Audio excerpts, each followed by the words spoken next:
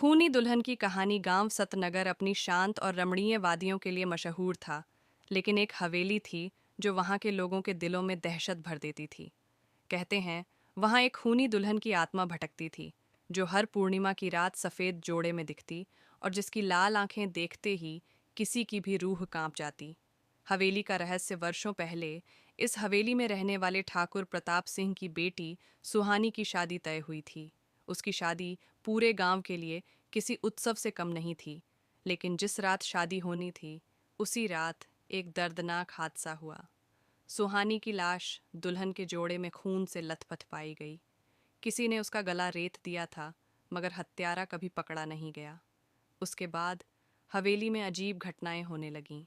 रात को लोगों को किसी के रोने की आवाज़ें सुनाई देतीं, और कई बार सफ़ेद साड़ी में एक औरत को देखा जाता, जिसकी आंखों से खून टपकता था। डर के मारे गांव वालों ने उस हवेली को वीरान छोड़ दिया। खौफनाक रात वर्षों बाद एक पत्रकार अजय ने इस रहस्य को सुलझाने की ठानी। उसने अपने दो दोस्तों रवि और नीलम के साथ उस हवेली में रात बिताने का फैसला किया। गांव वालों ने उन्हें रोकने की बहुत कोशिश की, लेकिन वे नहीं माने। रात के 12 बजते ही हवेली की खिड़कियां अपने आप खुलने लगीं।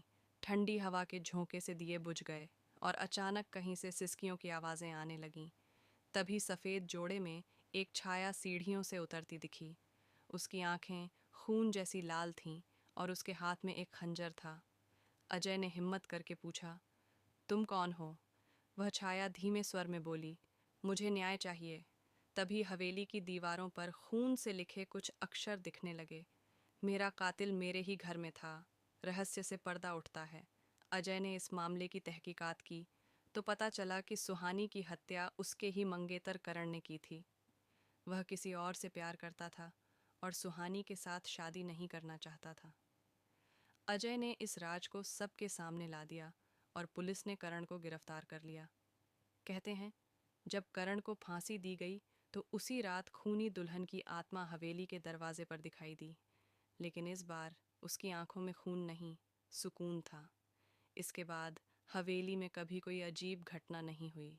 मगर अब भी कुछ लोग कहते हैं कि पूर्णिमा की रात हवेली के पास जाने पर धीमी आवाज़ में कोई कहता है, धोखा मत देना वरना अंजाम वही होगा।